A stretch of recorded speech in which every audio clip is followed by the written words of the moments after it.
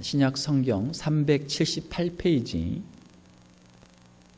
베드로전서 1장 14절에서 16절까지 짧은 말씀인데 저와 여러분들 교독하시고 마지막 절은 같이 읽겠습니다. 베드로전서 1장 14절에서 16절입니다. 너희가 순종하는 자식처럼 전에 알지 못할 때에 따르던 너희 사욕을 본받지 말고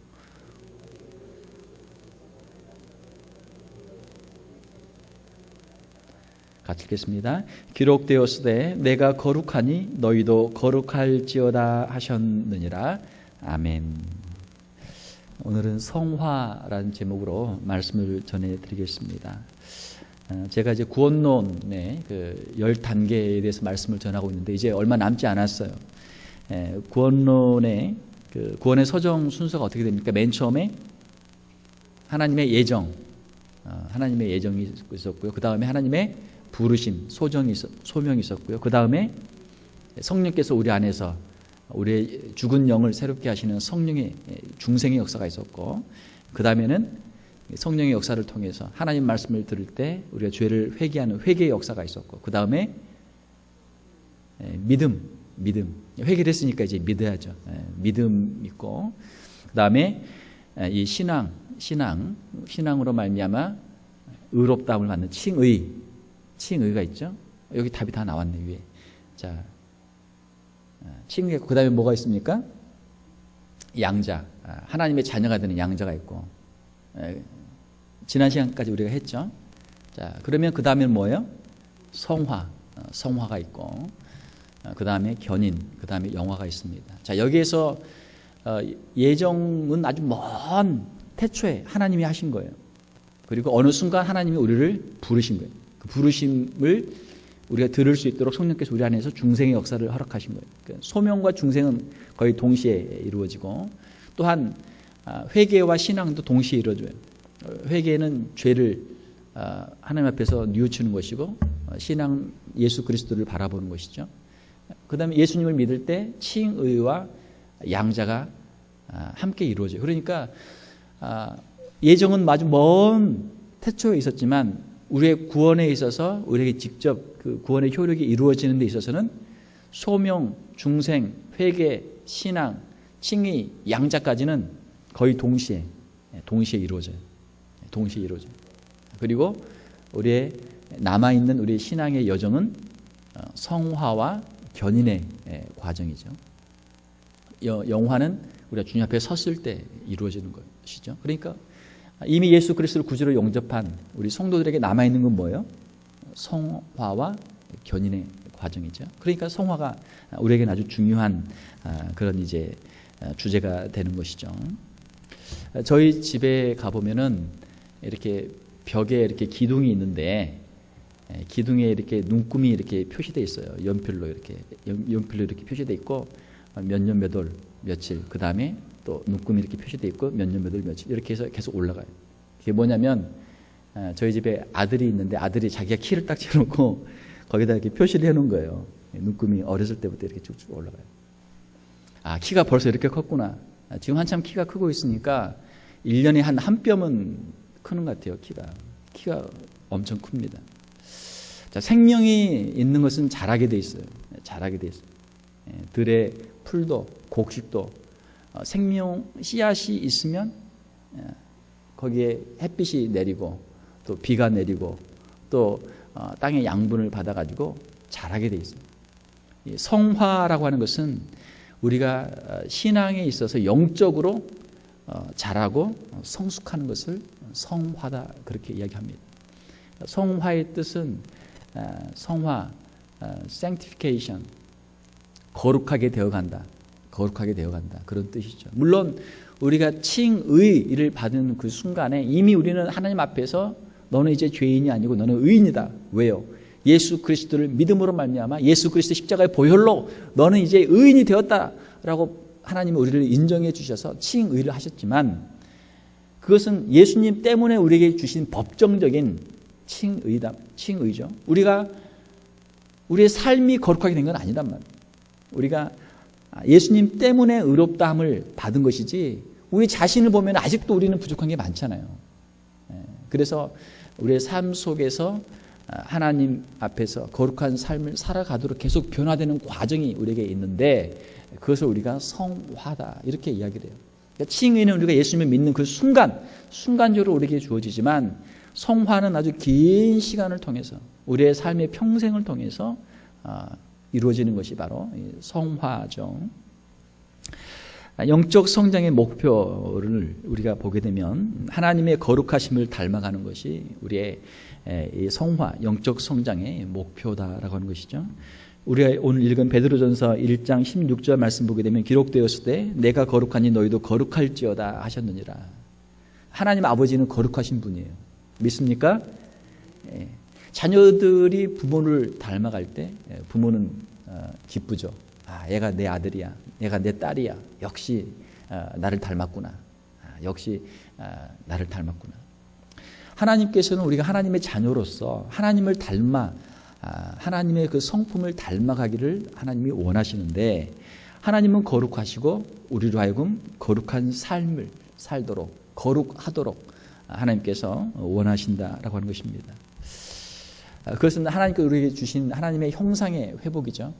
우리가 잃어버렸던 하나님의 형상, 하나님의 그 거룩하심, 하나님의 온전하심을 우리가 이루어서 하나님의 자녀로서 하나님과 영적으로 교제하면서 하나님 주신 모든 그 행복과 모든 특권을 누리면서 살아갈 수 있는 그런 하나님의 자녀의 삶을 하나님이 원하시는 것이죠.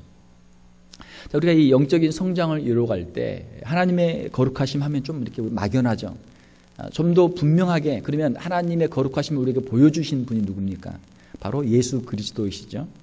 에베소서 4장 15절에 보게 되면 오직 사랑 안에서 참된 것을 하여 범사에 그에까지 자랄지라. 그는 머리니 곧 그리스도라. 그러니까 예수 그리스도로 보게 되면 하나님의 영광, 하나님의 형상, 하나님의 그 거룩하심이 예수님 안에 다 들어있단 말이에요. 그래서 하나님의 그 모습을 우리가 닮아가야 되는데 하나님께서 구체적으로 우리에게 하나님의 그 거룩하신 하나님의 그 성품과 하나님의 아름다우심을 우리에게 보여주셨는데 바로 예수 그리스도의 삶을 통해서 우리가 하나님의 온전하심을 이룰 수 있도록 그 본을 우리에게 보여주셨어요. 그래서 예수 그리스도를 닮아가는 것, 이것이 우리의 성화의 목표죠. 성화의 목표. 자, 저와 여러분들은 얼마나 예수님을 지금 닮아가고 있습니까? 아직은 부족하죠. 아직은 부족하지만 우리가 성화의 과정을 통해서 예수님의 모습이 저와 여러분 가운데 온전히 이루어질 수 있기를 주님의 이름으로 축원합니다. 자, 그러면 우리가 이 성화의 과정에서 영적 성장을 이루어 가야 되는데 예수님을 닮아가야 되는데 어떻게 해야 우리가 예수님을 닮아갈 수 있을까? 첫 번째로는 우리 안에 있는 죄를 버리는 것입니다. 우리 안에 죄가 있어요. 그 죄를 버려야 돼요. 우리가 죄를 가지고는 하나님 앞에 갈 수가 없어요. 죄를 가지고는 성화를 이룰 수가 없어요. 그러니까 죄를 버리는 게 이것이 성화의 가장 첫 번째 단계죠. 오늘 우리가 읽었던 베드로전서 1장 14절 말씀 보게 되면 너희가 순종하는 자식처럼 전에 알지 못할 때에 따르던 너희 사욕을 본받지 말고 하나님 앞에서 순종하는 자녀가 되기 위해서 우리 안에 있는 모든 불순종, 우리 안에 있는 모든 욕심, 우리 안에 있는 모든 죄악들을 버리는 것, 이것이 바로 성화의 첫 단계입니다. 우리 안에 있는 죄를 버리면 버릴수록 우리는 더 거룩하게 되는 것이죠. 갈라디아서 5장 19절 21절에 보게 되면 육체의 일은 분명하니, 이 육체의 일은 무엇입니까? 하나님과 떨어져 있는 세상의 욕심으로 가득한 세상의 죄를 가지고 죄를 짓는 그 삶의 모습이죠. 무엇입니까? 곧 음행과 더러운 것과 호색과 성적인 죄악들. 십계명에도 보게 되면 간음하지 말라. 성적인 순결을 말씀하고 있죠. 가정을 귀하게 여기고 결혼을 귀하게 여기고 믿음의 정절을 지키듯이 우리의 성적인 정절을 지켜라. 사랑하는 성도 여러분, 영적인 싸움입니다. 영적인 싸움이에요. 악한 마귀 사탄은 악한 영을 가지고 음란한 영을 가지고 세상을 지배하면서 끊임없이 사람들을 미혹하고 사람들을 유혹해요. 그리고 믿는 사람들까지도 넘어지도록 유혹한단 말이에요. 영적인 싸움이죠. 이 영적인 싸움에서 승리할 수 있는 저와 여러분들 또 우리 가정들이 될 수 있기를 주님의 이름으로 축원합니다. 또한 우상 숭배와 주술, 이상한 헛된 미신을 믿고 하나님 아닌 것을 신으로 섬기고 거기에 자신의 삶을 드리는 어리석은 이러한 우상 숭배와 주술, 점치고 하는 것들 있잖아요. 점치고 하는 것들, 주술. 그 다음에 원수 맺는 것과 분쟁과 시기와 분냄과 당짓는 것과 분열과 이단과 투기와, 이 모든 것은 서로 간의 갈등과 분쟁이죠. 서로 간에 시기하고 뭔가 당을 짓고 서로 나누고 다투는 모든 것, 이것이 하나님 앞에서 죄악이고, 그리고 술 취함과 방탕함. 이상하게 한국 사람들이 왜 이렇게 술을 많이 마시는지, 한국이 술 문화가 돼 있어요. 술 문화. 그러니까 대학도 그렇고 미국도 그렇더라고요. 미국도 대학이 그렇고, 특별히 한국 같은 경우는 직장이 술 문화고, 군대 가도 뭐 엄청난 술 문화. 그러니까 모든 사건 사고들이 원인이 다 술 때문에 있어요. 왜 교통사고를 냈는가? 술 마시고 운전해서 사고 났다. 왜 서로 싸웠냐? 술 마시고 그랬다. 왜 그런 어떤 성적인 그런 문제, 그런 잘못을 했느냐? 술 마시고 정신이 없어서 그랬다. 술 마셔서 정신이 없으면 이게 다 변명이 됩니까? 익스큐즈가 됩니까? 아니잖아요. 이러한 모든 세상의 문화들, 세상의 유혹들, 이런 것들을 우리가 버리고 우리가 하나님 앞에서 정결한 모습으로 서야 될 줄 믿습니다. 이것이 성도의 삶이에요. 성화의 삶이. 죄와 세상의 유혹과 우리 안에 있는 육체의 그 죄를 짓고 싶은 그 욕망을 우리가 버리고 이 모든 것들을 십자가에 못 박고 주님 앞에 거룩한 모습으로 설 때 우리가 성도의 삶을 살 수 있다라고 하는 것이죠. 또한 두 번째로는 어떻게 우리가 영적 성장을 할 수 있는가? 성령의 인도하심에 순종하며 살 때 우리가 영적 성장을 이룰 수 있다라고 하는 것이죠. 베드로전서 1장 15절을 보게 되면 오직 너희를 부르신 거룩한 이처럼 너희도 모든 행실에 거룩한 자가 되라. 성령은 거룩한 영이에요. The Holy Spirit. 거룩한 하나님의 영은 우리로 하여금 거룩한 삶을 살도록 하나님의 마음과 하나님의 생각을 주시고 하나님의 뜻을 이룰 수 있도록 우리를 인도해 주세요. 우리가 성령의 인도하심을 따라가게 될 때 성령께서 우리를 거룩하게 하시는 줄로 믿습니다. 우리가 성령님의 인도하심을 받고 성령님과 함께 동행하면서 성령께 순종하는 삶, 이것이 성도의 삶이에요. 우리 안에 성령께서 계실 때 우리는 성도예요. 우리 안에 성령께서 계시지 않으면 우리는 하나님의 인도하심을 받지 못하고 있는 것이죠. 성도라고 이름을 부를 수가 없어요. 우리를 거룩해 하시는 성령께서 우리 안에 계시고 우리를 거룩한 삶으로 인도하실 때, 그 거룩한 삶의 길로 나아갈 때 우리가 성도라 이렇게 이름할 수가 있는 것이죠. 사랑하는 성도 여러분, 성령께서 여러분 안에 계시는 줄로 믿습니다. 임마누엘로 우리와 함께 동행하시는 거예요. 영적으로 우리 안에 말씀하십니다.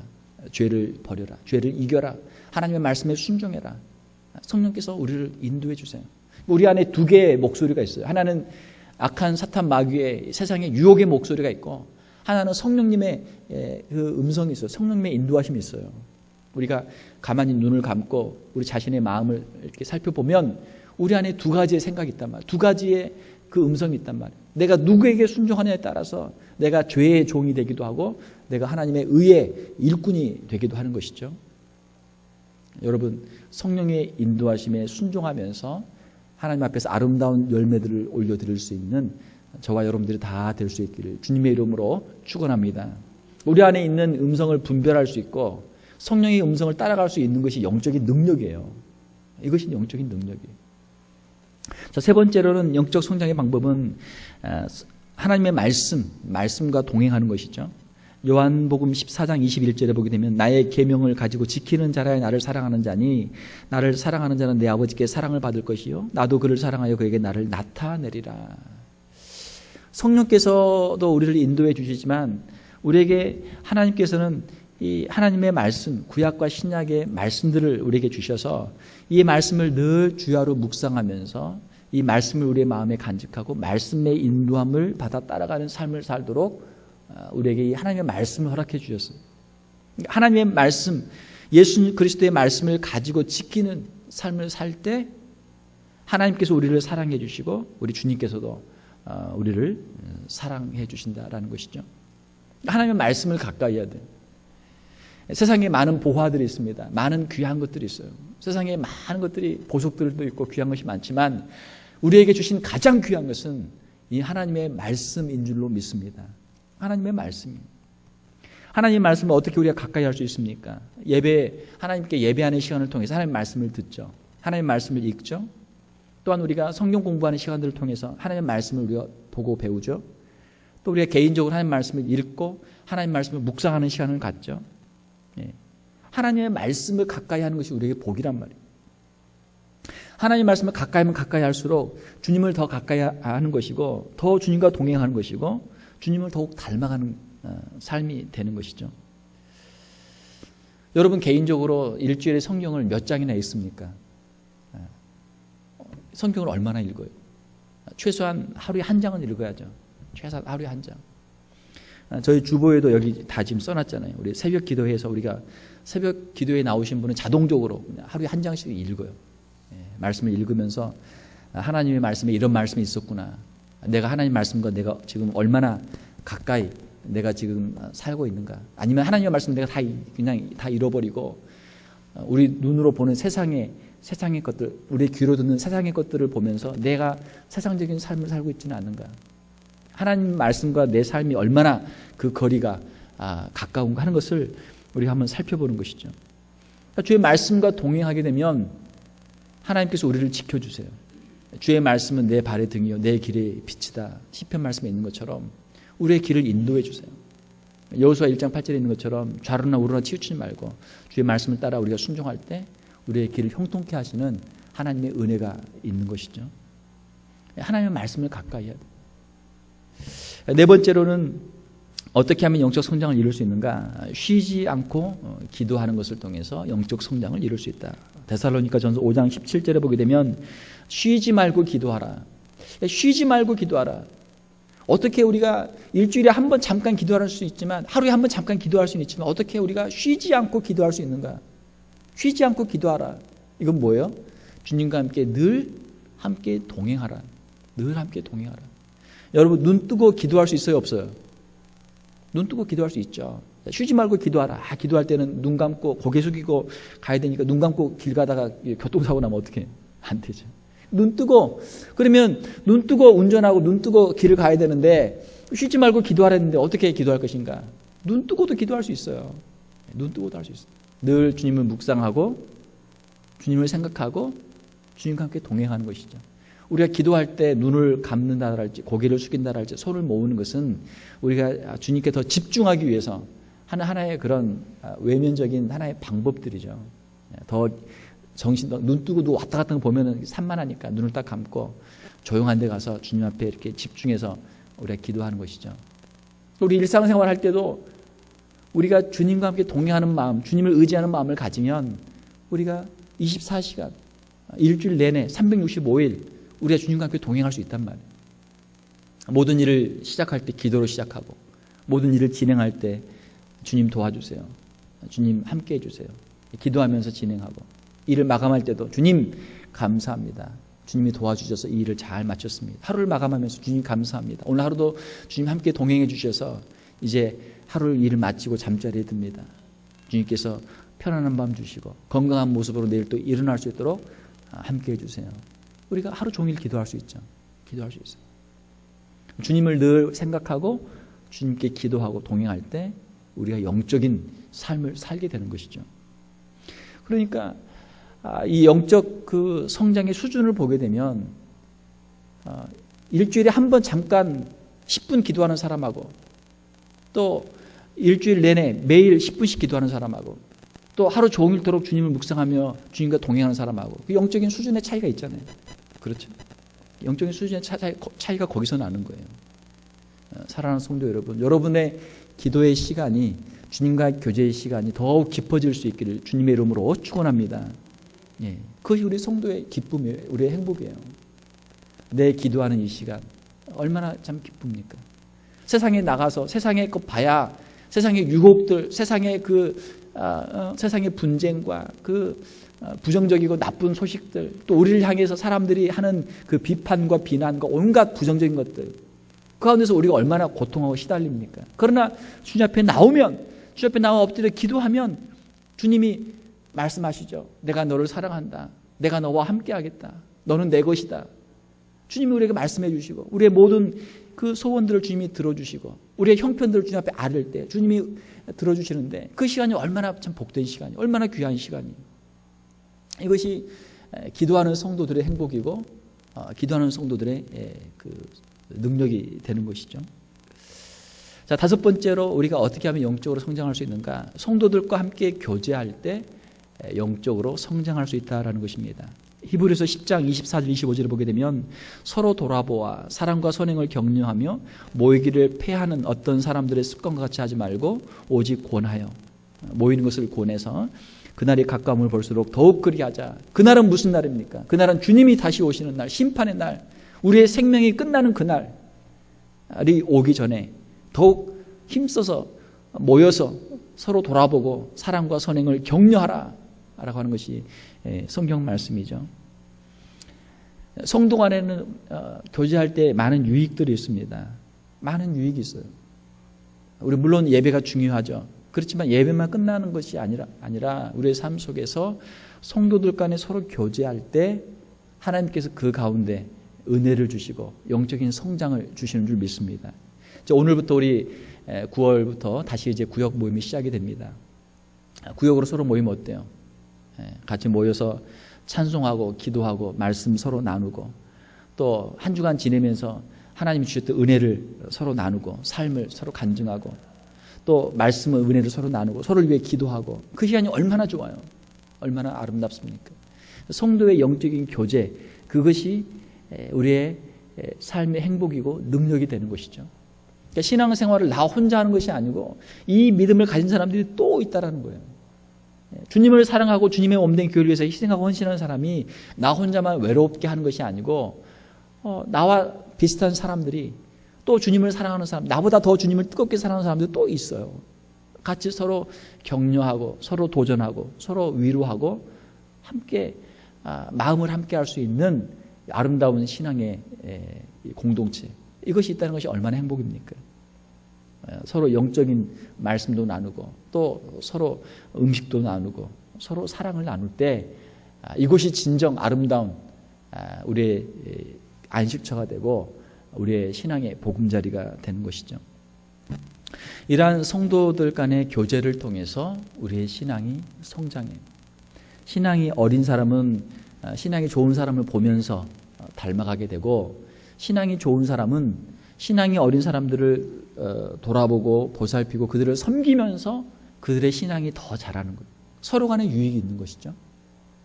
자, 오늘부터 우리 구역 모임이 있는데 여러분들 열심히 참여하시고, 또 우리 온 교회가 한 분도 빠짐없이 이 구역 모임에 열심히 다 참여할 수 있기를 주님의 이름으로 축원합니다.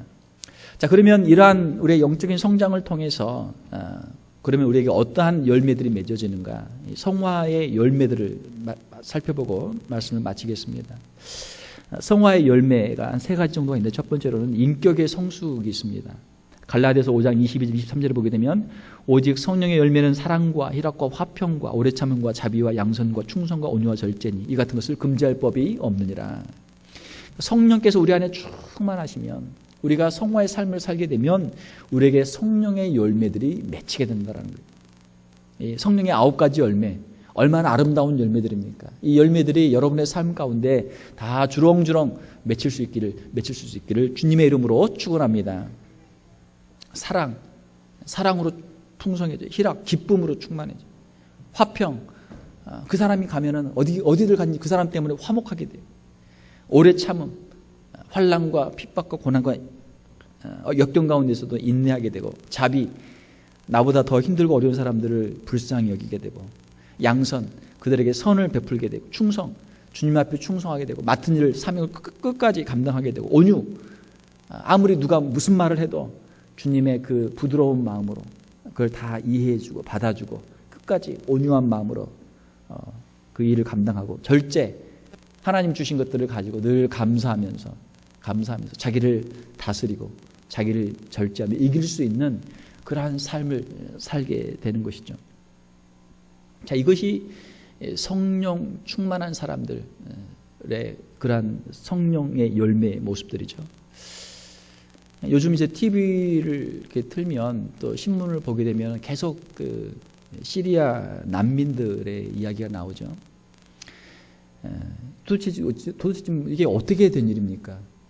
시리아에 있는 수많은 사람들이 그 나라를 떠나서 정든 자기의 집 고향을 떠나서 집을 버리고 도대체 왜 그렇게 지금 전 세계를 아프리카와 지금 유럽을 지금 그렇게 방황하고 있습니까? 얼마 전에 그 신문을 보니까 3살 난 아이가 엄마가 애를 데리고 가다가 애를 놓쳤는지 아니면 엄마도 어떻게 잘못됐는지 애가 이게 파도에 물에 쓸려서 왔는데 해안가에서 시체로 그렇게 발견이 되고 말이죠. 얼마나 비참해요. 도대체 이게 어떻게 된 건가? 시리아의 난민이 지금 자기 나라를 떠나서 이렇게 지금 돌아다니는 사람들이 얼마냐면 그 수가 지금 통계가 약 400만 명이래요. 400만 명. 400만 명이 이게 무슨 숫자입니까? 이게 뭐 4만 명도 아니고 40만 명도 아니고 400만 명이 지금 자기 나라를 벗어나서 지금 돌아다니는 거예요. 왜요? 시리아 인구가 2,300만인데 시리아에 지금 내전이 있어요. 내전이. 정부군이 있고 반정부군이 있고 또 무슨 IS니 뭐 알카에다니 이런 또 이슬람 무장단체 그 테러리스트 세력들이 있어가지고 지금 시리아에 지금 네파가 지금 전쟁을 하고 있는데 이게 지금 5년째 지속이 되고 있어요. 5년째 내전을 자기들끼리 내전을 하고 있는데 네파가 지금 뭐 수만 명, 수십만 명이 지금 거기서 전쟁 때문에 고통당하고 죽으니까 전 인구 2,300만 명 중에서 약 한 1,000만 명이 이제 이 난리를 피해서 이제 여기저기를 이제 떠돌아다니는 거예요. 그런데 그 중에서 이제 400만 명이 아예 그냥 나라를 벗어나서 아프리카로 지금 유럽으로 가서 각 나라마다 지금 난리잖아요. 독일, 영국, 프랑스, 뭐 여러 나라들 지금 유럽이 지금 난리예요. 그 400만 명이 막 이렇게 와가지고 여기서 난민 신청을 하면서 우리를 받아달라, 살게 해달라 이러는데 이게 참 엄청난 비극이죠. 왜 이런 일이 이렇게 됐어요? 결국은 내전, 시리아의 내전이죠. 서로를 죽이는데 살기 위해서 어쩔 수 없이 도망가는 거 아니에요? IS라는 그 이슬람 국가를 세우겠다, 이슬람 스테이트를 세우겠다라고 하는데 이슬람 국가를 세우는 방법이 뭐예요? IS가 주장하는 게 사람들을 잡아다가 그냥 다 목을 베고 화형을 시키고 참수하고 자기 말 안 듣는 사람들, 자기 이슬람 교리와 맞지 않는 사람들 다 잡아다 참수하고 외국 사람들도 잡아다가 인질들 뭐 다 참수하고 그렇게 해서 이슬람 국가가 세워질까요? 그렇게 해서 그들이 원하는 이슬람 국가가 세워질까요? 과거에 많은 사람들을 죽이면서 우리가 한번 멋진 나라를 만들어 봐야 되겠다. 그런 사람들이 있었잖아요. 히틀러, 나치. 유대인들 600만 명을 학살하고 민간인들 600만 명을 잡아다가 죽이고 또 그 여러 유럽에 있는 다른 사람들 민간인들만 1,100만 명을 죽인 사람이 나치예요. 2차 대전에서 약 1억이 죽었는데 소련에서 약 한 2,500만 명 이상이 죽고 중국에서도 거의 한 2천만 명이 죽고 엄청난 다 합쳐서 1억이 죽었는데 아무튼 그 전쟁을 통해서 자기가 원하는 나라를 만들 수 있을까요? 나치가 자기가 마음에 안 드는 사람들 다 죽이면 이제 독일 사람들만 남아가지고 독일이 원하는 멋있는 나라를 만들겠다. 그게 그 사람들 꿈이었잖아요. 스탈린이 정권을 잡으면서 러시아에서 소련에서 공산주의 반대한 사람들을 다 숙청하면서 수천만 명을 죽였잖아요. 중국에서도 그랬고 북한에서도 김일성 정권이 남북한을 공산화를 시키겠다 해서 6.25 전쟁에서 3년 동안 300만 명이 죽었잖아요. 우리 동족이. 그렇게 해서 과연 히틀러의 나치 국가가 만들어지고 그리고 공산주의자들이 원했던 공산주의 이상 국가가 만들어지고 그렇게 됐나요? 안 됐잖아요. 사람을 자기들이 마음에 안 드는 사람들 다 참수하고 죽이고 수천만 명을 학살을 해가지고 자기가 원하는 나라가 만들어진다면 그렇게 말이 안 되는 거지만 그게 만약 만들어진다면 그렇게 할 수도 혹시라도 있겠지만 안 되잖아요. 그게 아니잖아요. 다른 사람을 죽이고 수천만 명을 학살을 해가지고 그 나라를 세운들 그 나라가 무슨 나라가 되겠어요? 그건 아니란 말이에요. 사랑과 희락과 화평을 통해서 성령의 역사를 통해서 하나님의 나라가 이루어지는 줄 믿습니다. 그렇게 이루어지는 거예요. 우리의 마음속에 다른 사람에 대한 증오와 다른 사람에 대한 미움과 살인과 이런 것들을 통해서 하나님의 나라가 이루어질 수 없단 말이에요. 우리가 용서하고 이해하고 우리보다 더 가난한 자들을 불쌍히 여기고 자비와 긍휼로 성령의 마음을 가지고 성령의 역사를 통해서 하나님의 나라가 이루어지는 거예요. 성화의 열매들 두 번째로는 봉사의 열매들이 있죠. 마태복음 5장 16절에 이같이 너희 빛이 사람 앞에 비치게 하여 그들은 너희 착한 행실을 보고 하늘에 계신 너희 아버지께 영광을 돌리게 하라. 성령을 받은 사람은 성화를 이루는 사람들은 착한 행실을 통해서 봉사를 통해서 세상의 빛과 소금의 역할이 되는 것이죠. 우리가 성자라고 하는 사람들 누굽니까? 성 프란치스코 자기의 재산을 팔아서 가난한 사람들에게 나눠주고 주님의 말씀을 따르면서 기도하면서 봉사하면서 삶을 살았던 성 프란치스코. 또 전에도 제가 한번 소개해드렸지만 우리 한국의 참 성자라고 할 수 있는 손양원 목사님 소록도에 가서 거기에서 애양원 나은 자들을 돌보면서 거기에서 복음을 전하면서 그들의 친구가 돼서 그들의 아버지가 되어서 그들을 섬겼던 손양원 목사님. 이런 분들이 성자들 아니에요? 제가 어릴 때 그 위인전을 읽으면 제가 참 어릴 때 좋아했던 슈바이처 박사. 슈바이처. 원래 태어나기는 독일에서 태어났죠. 그런데 거기가 독일과 프랑스의 그 국경 분쟁지대예요. 그래서 나중에는 이제 프랑스 국적을 이제 나중에 갖게 됐지만 아프리카에 가서 아프리카의 그 가난한 사람들을 위해서 환자들을 위해서 봉사했던 슈바이처 박사. 그런 사람들이 성자죠. 자기보다 더 어려운 사람들을 돌아보고 그들을 섬기는 사람들이 성자죠. 자기보다 힘이 없고 연약한 자를 다 잡아다가 죽이는 사람이 어떻게 무슨 나라를 이루겠어요? 그렇지 않단 말이에요. 세 번째로 우리가 맺을 수 있는 성화의 열매는 무엇입니까? 그것은 전도의 열매죠. 다니엘서 12장 3절에 보게 되면 지혜에 있는 자는 궁창의 빛과 같이 빛날 것이요 많은 사람을 옳은 대로 돌아오게 한 자는 별과 같이 영원토록 빛나리라. 그 사람들이 악한 사탄 마귀의 그 권세에 잡혀서 그들의 생각과 그들의 마음이 세상의 쾌락과 세상의 정욕과 자기의 욕심과 다른 사람에 대한 압제와 이런 폭행들로 그냥 꽉 차 있어요. 꽉 차 있어요.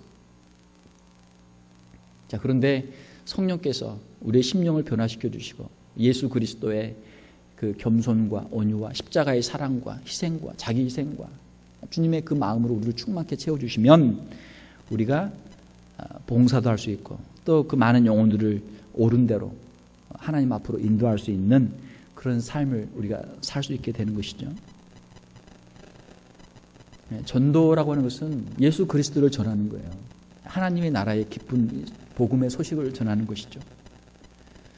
구원받은 사람은 구원의 감격을 가지고 다른 사람들에게도 이 복음을 전하기도 원해요. 예수님이 계시다. 예수님을 믿으면 우리가 죄사함을 받을 수 있다. 우리 죽고 나면 죽음이 끝이 아니고 영원한 천국이 있다. 우리도 예수님 믿고 우리도 천국 가자. 얼마나 큰 소식입니까? 큰 기쁨의 복음의 소식입니까? 생명을 가진 자는 생명을 줄 수 있어요. 생명을 낳았다는 것은 그에게 생명이 있었다라는 증거입니다. 우리가 복음을 전할 수 있는 것은 우리 안에 복음이 있다라는 증거예요. 우리가 다른 사람을 주님께로 인도할 수 있다라고 하는 것은 우리 안에 주님에 대한 사랑과 그 열정이 있다라는 증거예요. 사랑하는 성도 여러분, 우리가 더욱더 예수님을 사랑하고 예수님의 그 마음으로 우리 심령이 충만할 수 있기를 주님의 이름으로 축원합니다.